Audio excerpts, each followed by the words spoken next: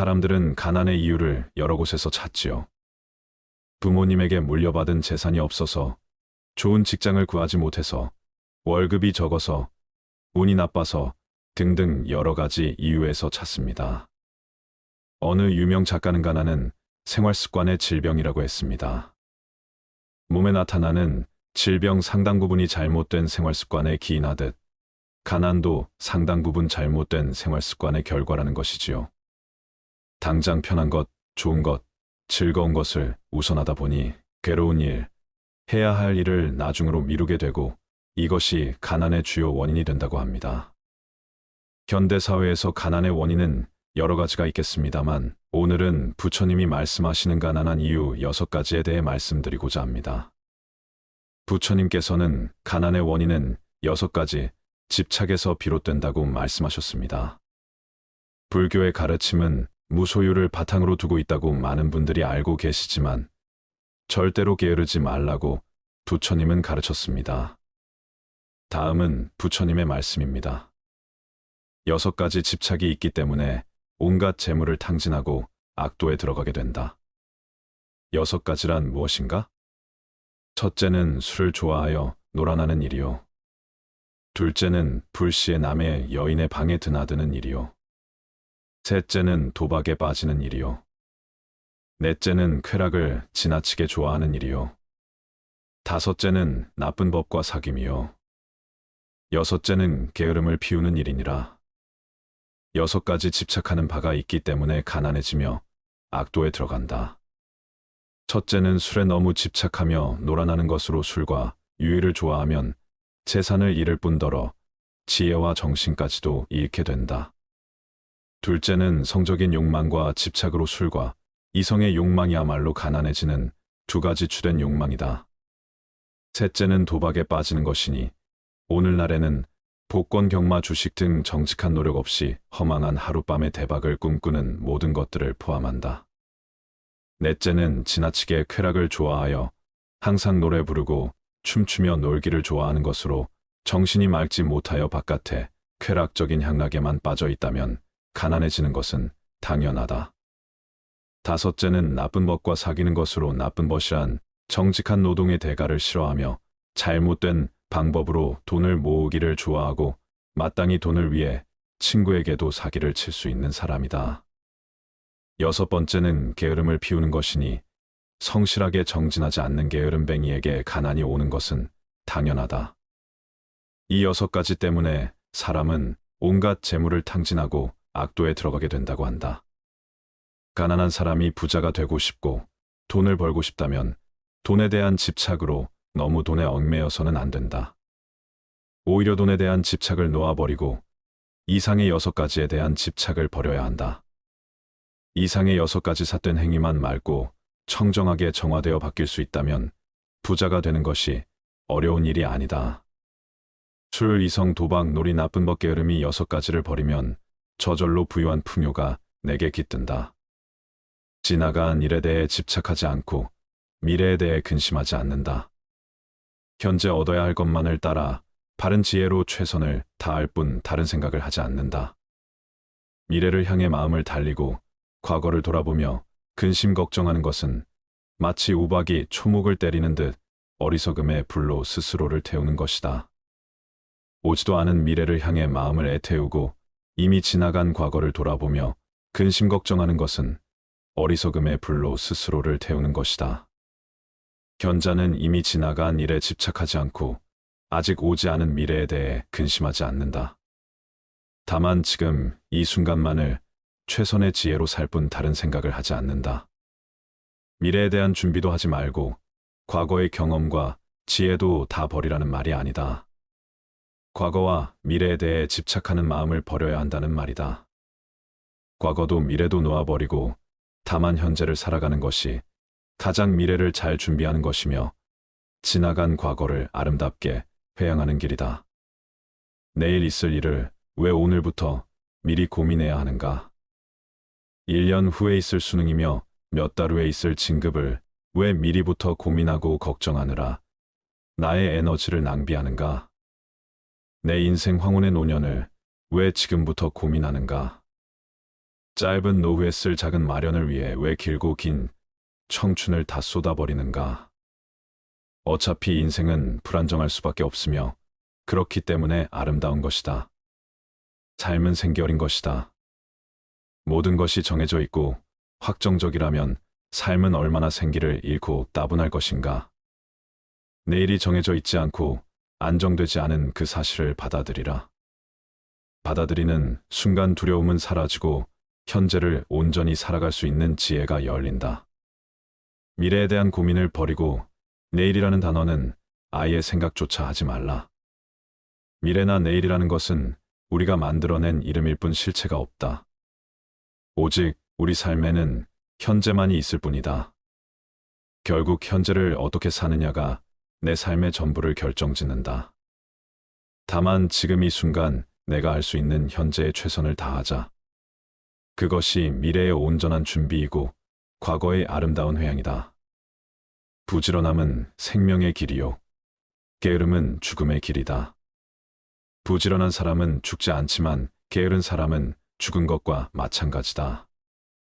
항상 힘써 게으르지 않고 스스로를 자제할 줄 아는 지혜 있는 사람은 홍수로도 밀어낼 수 없는 섬을 쌓는 것과 같다. 게으름에 빠지지 말라. 육체의 즐거움을 가까이 하지 말라. 게으르지 않고 생각이 깊은 사람만 큰 즐거움을 얻게 되리라. 부지런함을 즐기고 게으름을 두려워하는 수행자는 크고 작은 온갖 속박을 불같이 태우면서 나아간다. 부지런함은 생명의 길이요. 게으름은 죽음의 길이다. 부지런한 사람은 죽지 않는 밝은 생명의 삶을 사는 사람이지만 게으른 사람은 몸은 살아있지만 생명의 몸짓은 이미 죽어있는 자다. 몸뚱이에 대한 집착이 클수록 몸을 움직이기 싫어 게으르며 육체의 쾌락만을 쫓아 이리저리로 휩쓸리는 삶을 살게 된다. 그러한 사람은 끊임없이 업장만 늘려 나가게 되고 죽음의 그림자가 드리운다. 그러나 부지런한 사람은 홍수로도 밀어낼 수 없는 섬을 쌓는 것과 같아서 그 어떤 삶의 역경이 홍수처럼 밀려오더라도 한치의 흔들림 없이 자기 중심을 당당히 세우고 살아갈 수 있다. 또한 부지런한 자에게 닥쳐오는 크고 작은 온갖 속박과 번뇌 역경을 불같이 태우면서 살아갈 수 있다. 생활의 즐거움만을 쫓아 구하고 모든 감관을 보호하지 않으며 먹고 마시며 정도가 없고 마음이 게으르고 겁이 많으면 악마는 마침내 그를 뒤엎는다.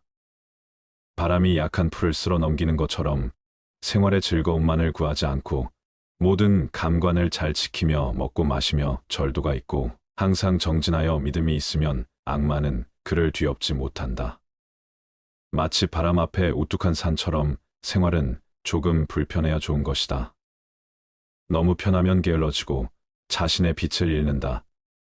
그러면 나아가 먹고 마시는 일에 절제가 없어지고 몸은 게을러져 어떤 일도 스스로 해 나갈 수 없게 되면 나약해지고 겁이 많아지게 마련이다.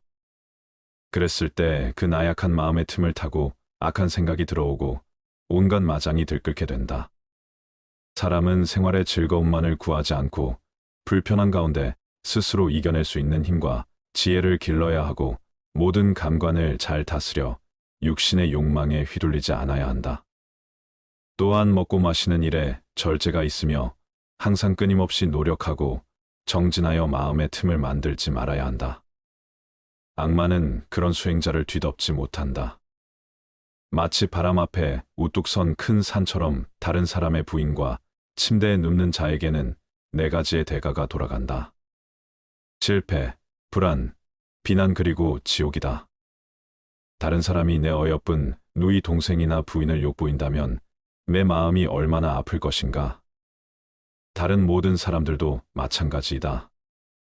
그러므로 수행자는 목숨을 잃는 한이 있어도 남의 여인에 대해 그릇된 생각이나 더럽혀진 마음을 일으키지 않아야 한다. 어찌 사악한 싸움에 이를 생각이나 하겠는가. 이 세상에서 가장 청정하지 못한 행위다. 다른 사람이 내 어여쁜 누이 동생이나 부인 혹은 자식을 욕보인다면 과연 나의 마음은 어떠할까를 생각해 본다면 어찌 다른 사람을 욕보일 수 있겠는가. 다음 생에 내가 그대로 삿된 음행을 상대로부터 당한다거나 매 부인, 형제, 의 자식이 다른 이로 하여금 당하게 될 수 있는 것이다. 또한 사업을 행하면 하는 일마다 실패를 반복하게 되는 과보를 받고 항상 마음이 불안하며 번뇌의 불길에 휩싸이고 모든 사람들이 자신을 비난하며 죽은 뒤에는 반드시 지옥에 떨어져 오랜 고통을 받게 된다. 또한 청정하지 못한 싸움을 행한 자는 청정한 부처님 진리의 가르침에서 점차 멀어져 간다. 진리와의 인연이 자꾸 멀어지고 삿된 생각과 삿된 사상만이 그림자처럼 맴돈다. 이 세상에서 사업만큼 청정하지 못하며 더럽고 부정한 것이 없다. 어찌 싸움을 할 것인가? 수행자라면 목숨을 잃는 한이 있더라도 남의 이성에 대해 그릇된 생각이나 더럽혀진 마음을 일으켜서는 안 된다. 하물며 몸으로서 어찌 싸움을 해야겠는가? 정말 중요한 것은 사랑이다. 참된 사랑에는 삿된 것이 끼어들 여지가 없다. 내 안에 사랑이 깊고 모든 존재에 대한 사랑이 충만하다면 싸움을 행하거나 타인을 욕보이는 행동은 입에도 담을 수 없을 것이다. 사랑이 있으면 거기에 순결이 있고 맑음이 있으며 투명한 정신이 깃든다. 여자가 스스로 제 몸을 지키지 못하고 바람이 나서 남편을 버리고 남자가 마음이 방탕해서 아내를 버리고 다른 여인을 따르는 경우 이런 사람은 다 악도에 떨어진다. 자신의 아내와 남편을 두고 다른 여자나 남자를 따르거나 애욕에 빠진다면 이런 사람은 악도에 떨어진다. 청정이 모든 것의 가장 중요한 핵심이다. 순결과 청정을 잃으면 모든 것을 어기는 것이고 모든 선의 종자를 끊어버리는 것이다. 아내와 남편이라는 인연은 그 어떤 인연보다도 특별하다. 그 둘은 오랜 전생으로부터의 특별한 인연과 목적을 가지고 사랑을 완성하기 위해 이 생에 자리 잡았다. 우주적인 증명과 붓다의 신의 서약으로서 그 둘의 사랑이 꽃 피어난 것이다. 그러한 성스러운 약속과 증명을 파괴시키는 불경스러움을 어찌 행할 수 있단 말인가. 그렇게 삿된 관계로서 청정을 잃게 되면 청정한 진리와 멀어지게 된다. 남편이나 아내가 제 몸 하나 스스로 지키지 못해 청정을 잃게 된다면 그것은 배우자에 대한 예의가 아니며 진리에 대한 예의가 아니다. 청정을 잃고 바람을 피우는 사람이 청정함의 가장 높은 봉우리인 진리와 수행을 어찌 입에 담을 수 있겠는가. 이러한 삿된 애욕의 과부는 악도에 떨어지고 진리와 멀어지는 분명한 결과를 가져온다. 애욕은 내 몸을 불태우며 이번 생뿐 아니라 다음 생까지 불태우고 만다. 모든 남자는 나의 아버지이며 모든 여인은 나의 어머니로 알아라. 깨달음을 얻는 것은 다 부모님의 은혜이니 사람이 도를 배우고자 하면 먼저 효도로서 정진하지 않으면 안 된다. 부모를 효도로서 섬기는 데서 오는 과보는 보살이 받는 과보와 동등하다. 부모님의 은혜는 부처님의 은혜와 동등하고 부모님을 섬기는 데서 오는 과보는 불보살님을 섬기는 데서 오는 과보와 동등하다. 부처님께 예경하듯 하나님께 예배하듯 부모님을 섬기고 부모님께 효도를 베푼다면 이 세상의 모든 선행의 으뜸이 된다. 부모님이야말로 지금의 나를 있게 한 뿌리이며 근원적인 인연이기 때문이다. 부모님이나 부부 자식처럼 나와 가까운 인연은 곧 내 안에 업이 투영된 관계라고 볼 수 있다. 그들 속에서 나를 볼 수 있어야 한다. 그들과 나와의 관계는 곧 내 안의 업을 녹이는 공부이기도 하고 나 자신을 성장시켜가는 마음 공부의 생생한 현장이다. 업장 소멸에 열린 장이 바로 가족이요, 부모다. 그렇기에 부모에 대한 효도야말로 우주적인 순리를 따르는 수행이요, 자비의 시작이다. 부모님과의 관계가 바르지 못하다면 그 첫 단추가 나머지 사회생활의 모든 단추를 흐트러지게 만든다. 가족과의 관계, 그 기초 위에서 모든 타인들과의 인연이 성숙되어 가는 것이다. 특히 효도는 모든 자비와 지혜의 첫 단추와도 같다. 그래서 부모님을 공경하는 것은 곧 부처님을 공경하는 것과 같다고 하는 것이다. 부모님처럼 가장 가까운 인연을 소중하게 간직할 수 있어야 한다. 가장 가까운 인연이야말로 내 업의 나눔이니 부모님과의 관계가 껄끄럽고 아름답지 못하다면 그것은 부모님과의 닦아야 할 업이 많은 연유이다. 부모님을 잘 섬기고 부모님께 효도하라. 그것이 업장 소멸에 매우 빠른 길이고 모든 공덕이 그로 인해 시작된다. 사물에 통달한 사람이 평화로운 경지에 이르러 이와 같이 선언하라. 살아있는 모든 것은 다 행복하라, 평안하라, 안락하라. 마치 어머니가 목숨을 걸고 외아들을 지키듯이 모든 살아있는 것에 대해서 한량없는 자비심을 바라라. 또한 온 세계에 대해서 무한한 자비를 행하라. 서 있을 때나 길을 갈 때나 앉아 있을 때나 누워서 잠들지 않는 한 언제나 이 자비심을 굳게 가지라. 자비심에도 연습이 필요하다. 무작정 자비심이 일어나지 않는 것에 화를 내거나 답답해 할 필요는 없다. 우리 마음은 연습하고 반복되는 것에 대한 흡수율이 뛰어나기 때문에 자비심에도 연습이 필요한 것이다. 살아있는 모든 것은 다 행복하라, 평안하라. 안락하라는 자비성을 내가 만나는 모든 대상에게 전하라. 입으로도 전하고 마음으로도 전하라. 처음에는 입으로 염송하지만 그것이 반복되다 보면 자비심이 내 세포 하나하나에까지 전달되었는데 존재 자체가 자비심으로 차오르게 되는 밝은 전환을 경험하게 될 것이다. 자비의 개성을 입으로 염하고 마음으로 생각할 때 그 개성은 특별한 에너지와 기운으로 나와 내 주변의 세계에 고스란히 전달된다. 이 세계를 밝히기 위한 노력으로 불교의식에는 주관과 발언이라는 독특한 방식이 있다.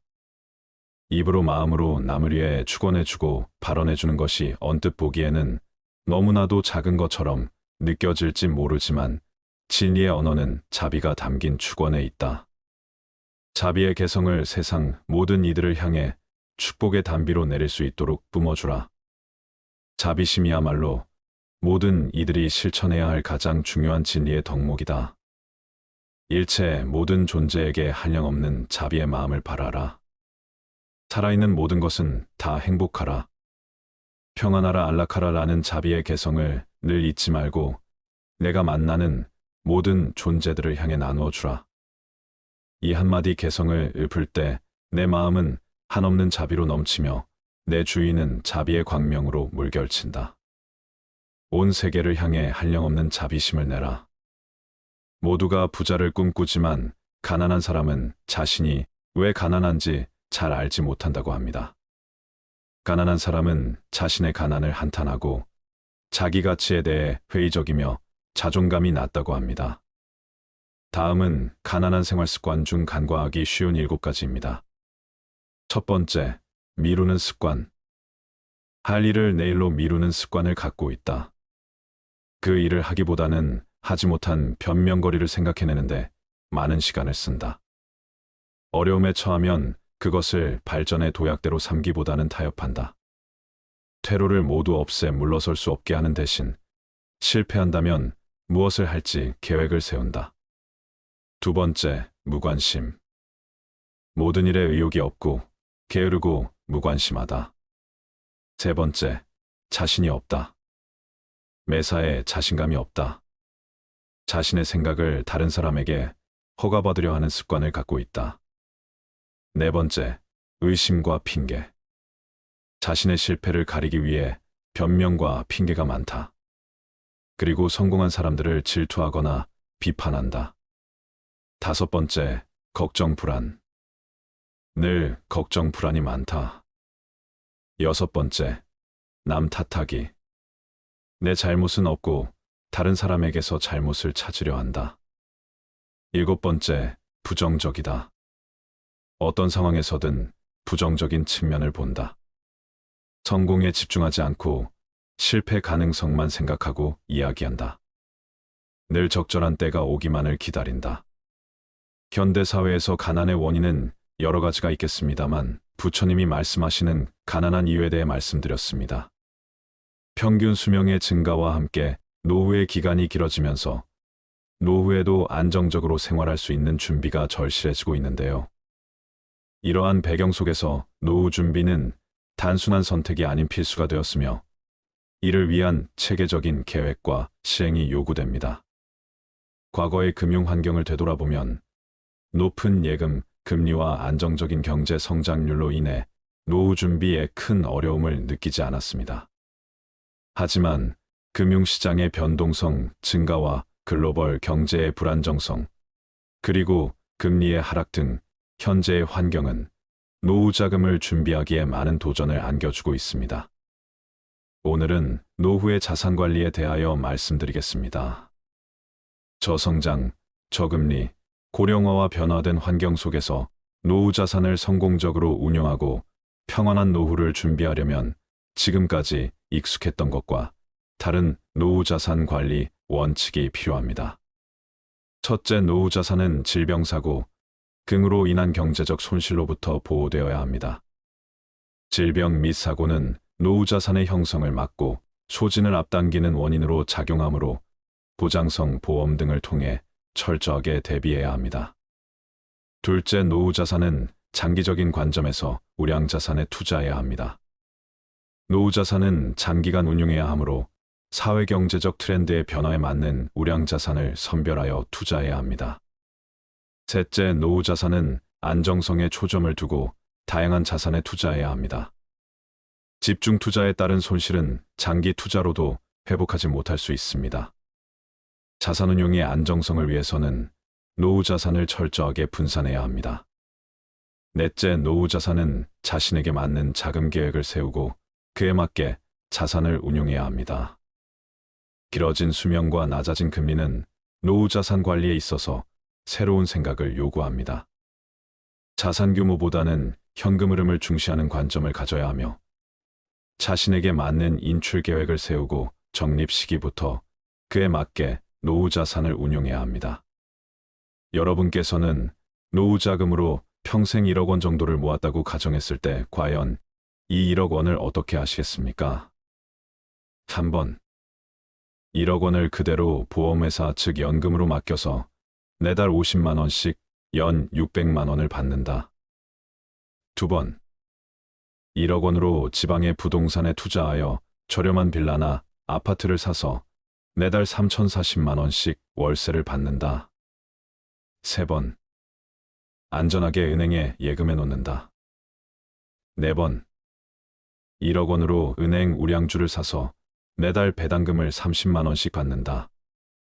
여러분은 이 중 어떤 선택을 하시겠습니까? 한 번의 경우 매달 50만 원씩이라는 작지 않은 생활비를 받기는 하지만 1억이라는 돈은 소득이나 투자 없이 계속 쓰기만 한다면 정확히 5년 안에 모두 소진될 수 있다는 단점이 있습니다. 두 번의 경우 고령화 저출산으로 점점 경제활동 인구들은 핵심 도시로 모여든다는데 만약 그런 현상이 발생하면 오히려 지방은 수요자를 찾지 못해 오랫동안 공실로 비워둘 가능성이 있고 자칫하면 자산 가치를 크게 까먹을 수 있는 상황이 발생할 수도 있기 때문에 지방 아파트 임대소득으로 노후 생활을 하겠다는 것은 어느 정도의 위험성을 가지고 있다고 볼 수 있습니다. 세 번의 경우 가장 안전하며 원금을 지킬 수 있다는 장점은 있지만 요즘 같은 저금리 시대에는 1년을 은행에 놔둬도 1억, 3년을 놔둬도 이자가 거의 없다는 단점이 있습니다.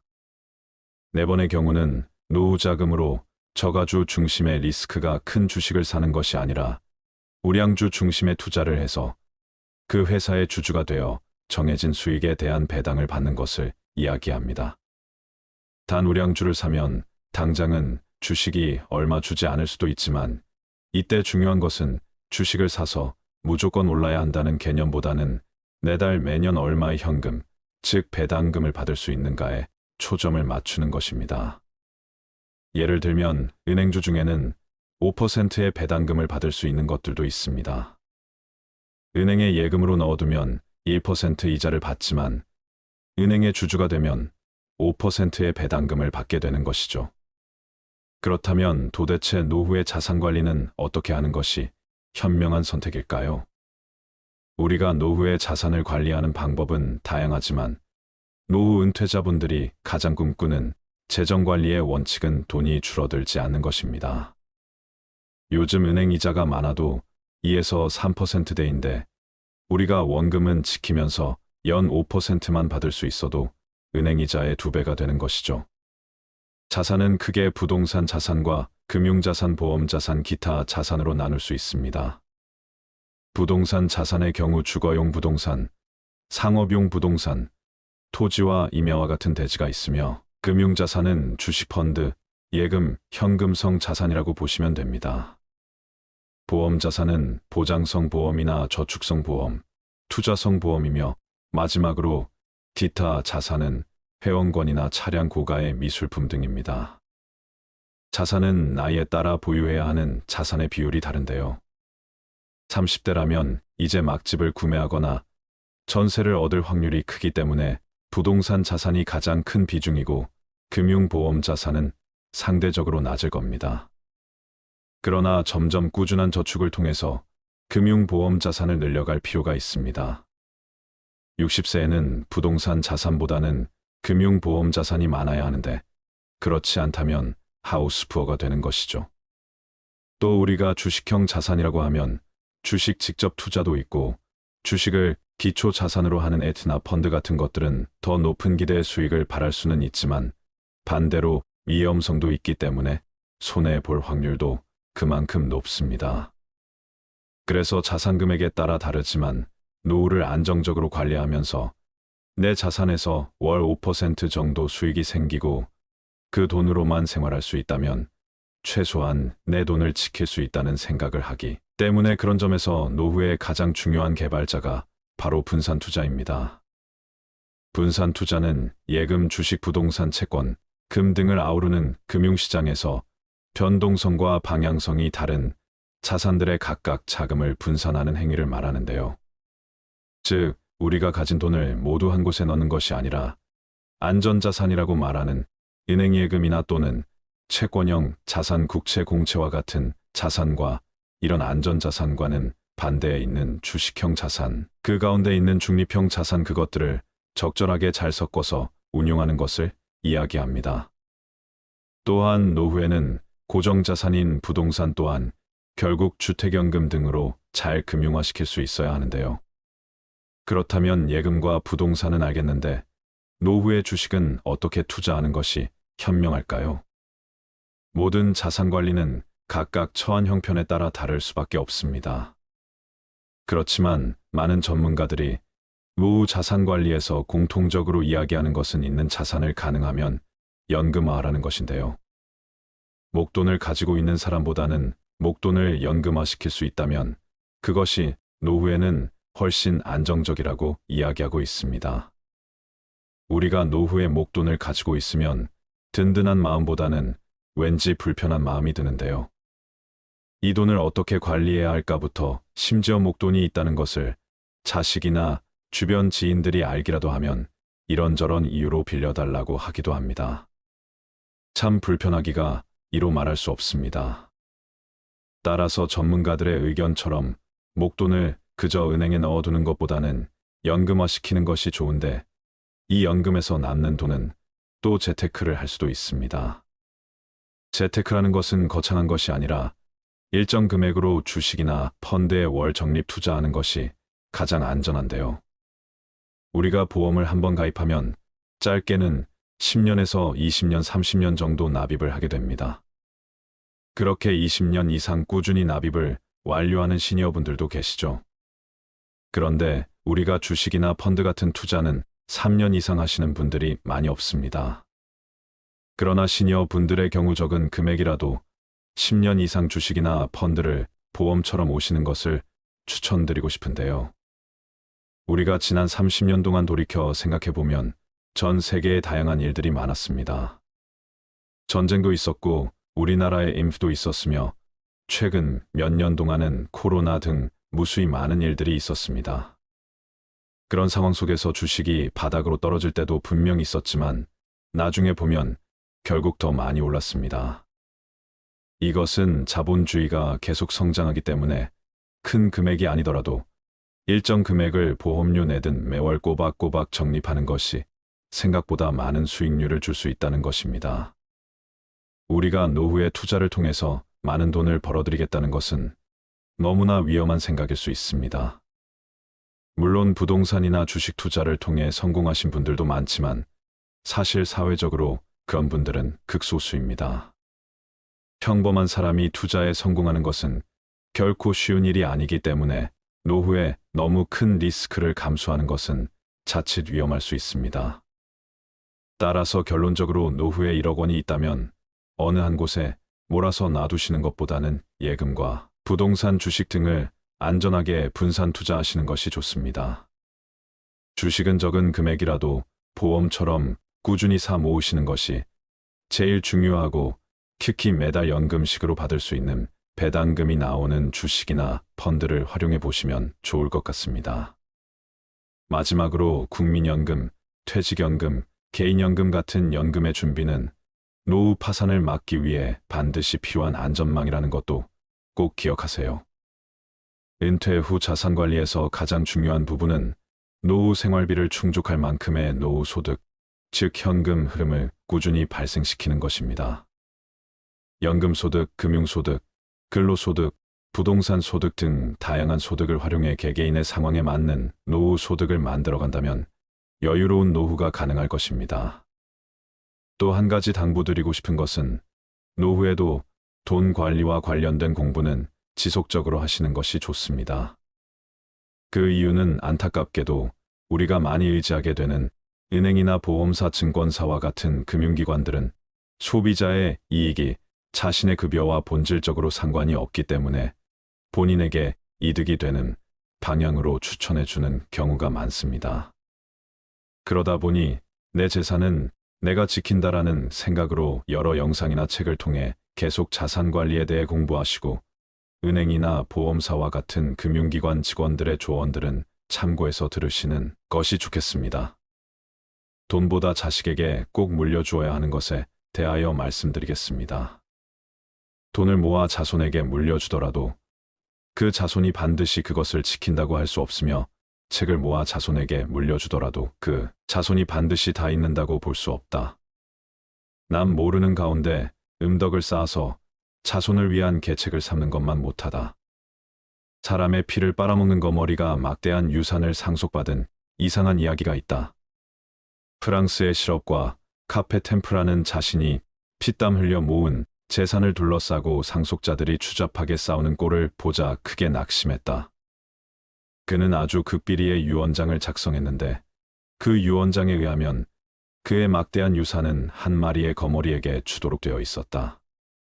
상속자들 중에는 이에 신청을 내어 소송을 벌이는 사람도 있었지만 어쩔 수가 없었다. 인간이 인간에게 절망을 느낀 가장 극단적인 예가 아닐까. 모든 자연계 중에서 인간만큼 믿지 못할 존재도 없다는 논리는 그래서 성립될 수 있는 것인지도 모른다. 교활하고 잔악하고 배신하는 무리는 유독 인간 속에서만 그 숫자를 크게 헤아릴 수 있기 때문이다. 마키아벨리는 군주론에서 인간이란 부모의 죽음은 곧 잊어버려도 유산을 잃은 것은 좀처럼 잊지 못하는 존재라고 말했다. 죽어가는 사람의 구두를 믿고 오랫동안 맨발로 다닌다는 영국의 속담도 있지 않는가. 자식에게 남겨진 최선의 유산은 부모의 덕행이다. 칸트는 그의 서한집에 이런 말을 남겼다. 우리 가문에 대하여 자랑할 수 있는 것은 정직하고 도덕적으로 모범적이던 양친이 내게 재산을 물려주지는 않았으나 한 가지 가르침을 주신 점이다. 그 가르침이란 도덕적인 면에서 그 이상은 있을 수 없는 최상의 것이었으며 나는 이것을 기억할 때마다 깊은 가문의 정을 금치 못한다. 효도하라. 그러면 받으리라. 어버이에게 효도하면 자식 또한 나에게 효도한다. 어버이에게 효도하지 않는다면 자식 또한 나에게 어떻게 효도할 수 있겠는가? 애정이 없는 효도를 생각해 본 적이 있는가? 또한 사랑이 없는 우정을 생각해 본 적이 있는가? 효도가 아무리 부모를 섬기는 자식된 사람의 도리라 하더라도 그 속에 애정이 결여되어 있다면 그것은 효도가 아니다. 그것은 가식이며 위장이며 계산된 것이기 때문이다. 러셀은 행복의 정복에서 이런 말을 남겼다. 애정을 요구하는 사람은 애정을 받는 사람이 아니다. 애정을 받을 수 있는 사람은 남에게 애정을 주는 사람이다.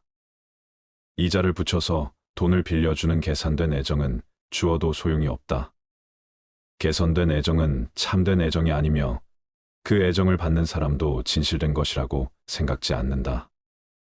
속담에 부모가 온효자가 되어야 자식이 반효자라는 말이 있다. 과거의 금융 환경을 되돌아보면 높은 예금, 금리와 안정적인 경제 성장률로 인해 노후 준비에 큰 어려움을 느끼지 않았습니다. 하지만 금융시장의 변동성 증가와 글로벌 경제의 불안정성, 그리고 금리의 하락 등 현재의 환경은 노후 자금을 준비하기에 많은 도전을 안겨주고 있습니다. 저성장, 저금리, 고령화와 변화된 환경 속에서 노후 자산을 성공적으로 운용하고 평안한 노후를 준비하려면 지금까지 익숙했던 것과 다른 노후 자산 관리 원칙이 필요합니다. 첫째, 노후 자산은 질병사고, 등으로 인한 경제적 손실로부터 보호되어야 합니다. 질병 및 사고는 노후 자산의 형성을 막고 소진을 앞당기는 원인으로 작용하므로 보장성 보험 등을 통해 철저하게 대비해야 합니다. 둘째, 노후 자산은 장기적인 관점에서 우량 자산에 투자해야 합니다. 노후 자산은 장기간 운용해야 하므로 사회경제적 트렌드의 변화에 맞는 우량 자산을 선별하여 투자해야 합니다. 셋째, 노후 자산은 안정성에 초점을 두고 다양한 자산에 투자해야 합니다. 집중 투자에 따른 손실은 장기 투자로도 회복하지 못할 수 있습니다. 자산 운용의 안정성을 위해서는 노후 자산을 철저하게 분산해야 합니다. 넷째, 노후 자산은 자신에게 맞는 자금 계획을 세우고 그에 맞게 자산을 운용해야 합니다.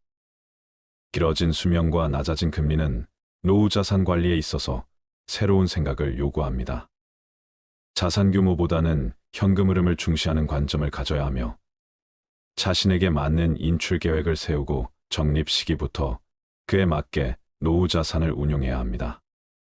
여러분께서는 노후 자금으로 평생 1억 원 정도를 모았다고 가정했을 때 과연 이 1억 원을 어떻게 하시겠습니까? 첫 번째, 1억 원을 그대로 보험회사 즉 연금으로 맡겨서 매달 50만 원씩 연 600만 원을 받는다. 두 번째, 1억 원으로 지방의 부동산에 투자하여 저렴한 빌라나 아파트를 사서 매달 3,040만 원씩 월세를 받는다. 세 번째, 안전하게 은행에 예금해 놓는다. 네 번째, 1억 원으로 은행 우량주를 사서 매달 배당금을 30만 원씩 받는다. 여러분은 이 중 어떤 선택을 하시겠습니까? 첫 번째의 경우 매달 50만 원씩이라는 작지 않은 생활비를 받기는 하지만 1억이라는 돈은 소득이나 투자 없이 계속 쓰기만 한다면 정확히 5년 안에 모두 소진될 수 있다는 단점이 있습니다. 두 번째의 경우 고령화 저출산으로 점점 경제활동 인구들은 핵심 도시로 모여든다는데 만약 그런 현상이 발생하면 오히려 지방은 수요자를 찾지 못해 오랫동안 공실로 비워둘 가능성이 있고 자칫하면 자산 가치를 크게 까먹을 수 있는 상황이 발생할 수도 있기 때문에 지방 아파트 임대소득으로 노후 생활을 하겠다는 것은 어느 정도의 위험성을 가지고 있다고 볼 수 있습니다. 세 번째의 경우 가장 안전하며 원금을 지킬 수 있다는 장점은 있지만 요즘 같은 저금리 시대에는 1년을 은행에 놔둬도 1억, 3년을 놔둬도 이자가 거의 없다는 단점이 있습니다. 네 번째의 경우는 노후 자금으로 저가주 중심의 리스크가 큰 주식을 사는 것이 아니라 우량주 중심의 투자를 해서 그 회사의 주주가 되어 정해진 수익에 대한 배당을 받는 것을 이야기합니다. 단 우량주를 사면 당장은 주식이 얼마 주지 않을 수도 있지만 이때 중요한 것은 주식을 사서 무조건 올라야 한다는 개념보다는 매달 매년 얼마의 현금, 즉 배당금을 받을 수 있는가에 초점을 맞추는 것입니다. 예를 들면 은행주 중에는 5%의 배당금을 받을 수 있는 것들도 있습니다. 은행에 예금으로 넣어두면 1% 이자를 받지만 은행의 주주가 되면 5%의 배당금을 받게 되는 것이죠. 그렇다면 도대체 노후의 자산 관리는 어떻게 하는 것이 현명한 선택일까요? 우리가 노후의 자산을 관리하는 방법은 다양하지만 노후 은퇴자분들이 가장 꿈꾸는 재정관리의 원칙은 돈이 줄어들지 않는 것입니다. 요즘 은행 이자가 많아도 2에서 3%대인데 우리가 원금은 지키면서 연 5%만 받을 수 있어도 은행 이자의 2배가 되는 것이죠. 자산은 크게 부동산 자산과 금융자산, 보험자산, 기타 자산으로 나눌 수 있습니다. 부동산 자산의 경우 주거용 부동산, 상업용 부동산, 토지와 임야와 같은 대지가 있으며 금융자산은 주식펀드, 예금, 현금성 자산이라고 보시면 됩니다. 보험자산은 보장성 보험이나 저축성 보험, 투자성 보험이며 마지막으로 기타 자산은 회원권이나 차량 고가의 미술품 등입니다. 자산은 나이에 따라 보유해야 하는 자산의 비율이 다른데요. 30대라면 이제 막 집을 구매하거나 전세를 얻을 확률이 크기 때문에 부동산 자산이 가장 큰 비중이고 금융보험 자산은 상대적으로 낮을 겁니다. 그러나 점점 꾸준한 저축을 통해서 금융보험 자산을 늘려갈 필요가 있습니다. 60세에는 부동산 자산보다는 금융보험 자산이 많아야 하는데 그렇지 않다면 하우스푸어가 되는 것이죠. 또 우리가 주식형 자산이라고 하면 주식 직접 투자도 있고 주식을 기초 자산으로 하는 에트나 펀드 같은 것들은 더 높은 기대 수익을 바랄 수는 있지만 반대로 위험성도 있기 때문에 손해볼 확률도 그만큼 높습니다. 그래서 자산 금액에 따라 다르지만 노후를 안정적으로 관리하면서 내 자산에서 월 5% 정도 수익이 생기고 그 돈으로만 생활할 수 있다면 최소한 내 돈을 지킬 수 있다는 생각을 하기 때문에 그런 점에서 노후의 가장 중요한 개발자가 바로 분산 투자입니다. 분산 투자는 예금, 주식, 부동산, 채권, 금 등을 아우르는 금융시장에서 변동성과 방향성이 다른 자산들의 각각 자금을 분산하는 행위를 말하는데요.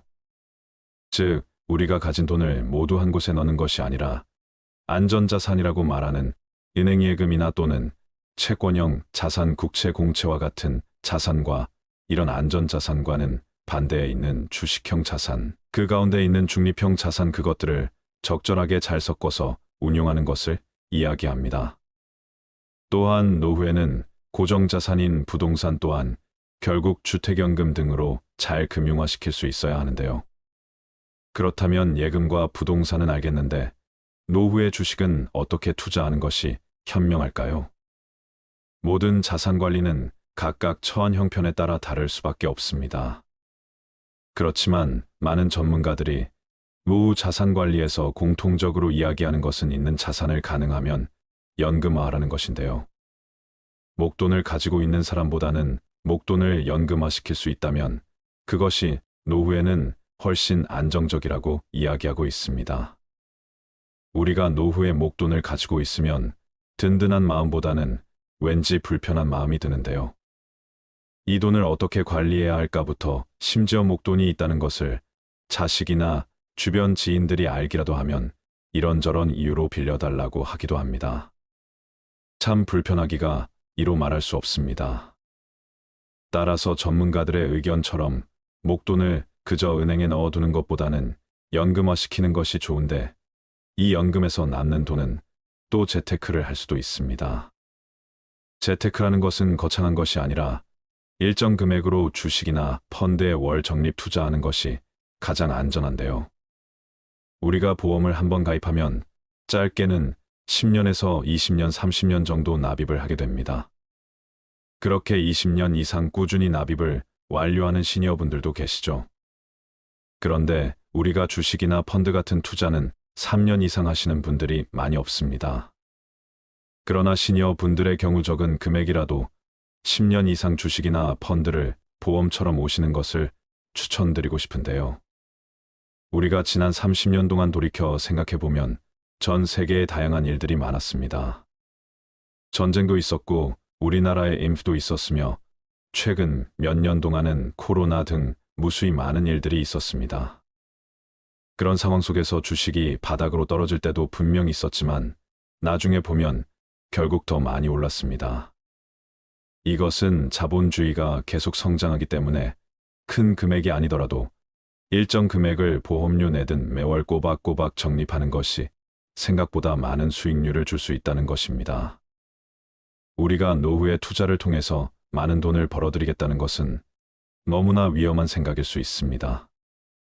물론 부동산이나 주식 투자를 통해 성공하신 분들도 많지만 사실 사회적으로 그런 분들은 극소수입니다. 평범한 사람이 투자에 성공하는 것은 결코 쉬운 일이 아니기 때문에 노후에 너무 큰 리스크를 감수하는 것은 자칫 위험할 수 있습니다.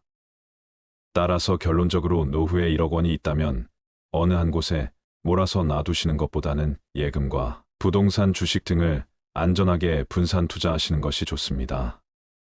주식은 적은 금액이라도 보험처럼 꾸준히 사 모으시는 것이 제일 중요하고, 특히 매달 연금식으로 받을 수 있는 배당금이 나오는 주식이나 펀드를 활용해 보시면 좋을 것 같습니다. 마지막으로 국민연금, 퇴직연금, 개인연금 같은 연금의 준비는 노후 파산을 막기 위해 반드시 필요한 안전망이라는 것도 꼭 기억하세요. 은퇴 후 자산 관리에서 가장 중요한 부분은 노후 생활비를 충족할 만큼의 노후 소득, 즉 현금 흐름을 꾸준히 발생시키는 것입니다. 연금소득, 금융소득, 근로소득, 부동산 소득 등 다양한 소득을 활용해 개개인의 상황에 맞는 노후 소득을 만들어간다면 여유로운 노후가 가능할 것입니다. 또 한 가지 당부드리고 싶은 것은 노후에도 돈 관리와 관련된 공부는 지속적으로 하시는 것이 좋습니다. 그 이유는 안타깝게도 우리가 많이 의지하게 되는 은행이나 보험사, 증권사와 같은 금융기관들은 소비자의 이익이 자신의 급여와 본질적으로 상관이 없기 때문에 본인에게 이득이 되는 방향으로 추천해주는 경우가 많습니다. 그러다 보니 내 재산은 내가 지킨다라는 생각으로 여러 영상이나 책을 통해 계속 자산 관리에 대해 공부하시고, 은행이나 보험사와 같은 금융기관 직원들의 조언들은 참고해서 들으시는 것이 좋겠습니다. 돈보다 자식에게 꼭 물려주어야 하는 것에 대하여 말씀드리겠습니다. 돈을 모아 자손에게 물려주더라도 그 자손이 반드시 그것을 지킨다고 할 수 없으며, 책을 모아 자손에게 물려주더라도 그 자손이 반드시 다 읽는다고 볼 수 없다. 남 모르는 가운데 음덕을 쌓아서 자손을 위한 계책을 삼는 것만 못하다. 사람의 피를 빨아먹는 거머리가 막대한 유산을 상속받은 이상한 이야기가 있다. 프랑스의 실업과 카페 템프라는 자신이 피땀 흘려 모은 재산을 둘러싸고 상속자들이 추잡하게 싸우는 꼴을 보자 크게 낙심했다.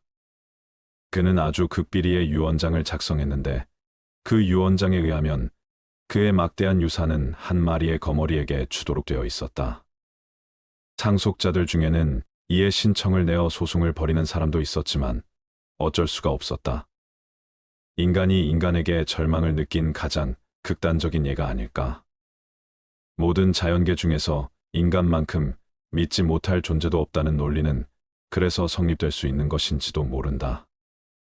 교활하고 잔악하고 배신하는 무리는 유독 인간 속에서만 그 숫자를 크게 헤아릴 수 있기 때문이다. 마키아벨리는 군주론에서 인간이란 부모의 죽음은 곧 잊어버려도 유산을 잃은 것은 좀처럼 잊지 못하는 존재라고 말했다. 죽어가는 사람의 구두를 믿고 오랫동안 맨발로 다닌다는 영국의 속담도 있지 않는가. 자식에게 남겨진 최선의 유산은 부모의 덕행이다. 칸트는 그의 서한집에 이런 말을 남겼다. 우리 가문에 대하여 자랑할 수 있는 것은 정직하고 도덕적으로 모범적이던 양친이 내게 재산을 물려주지는 않았으나 한 가지 가르침을 주신 점이다. 그 가르침이란 도덕적인 면에서 그 이상은 있을 수 없는 최상의 것이었으며 나는 이것을 기억할 때마다 깊은 가문의 정을 금치 못한다. 효도하라. 그러면 받으리라. 어버이에게 효도하면 자식 또한 나에게 효도한다. 어버이에게 효도하지 않는다면 자식 또한 나에게 어떻게 효도할 수 있겠는가? 애정이 없는 효도를 생각해 본 적이 있는가? 또한 사랑이 없는 우정을 생각해 본 적이 있는가?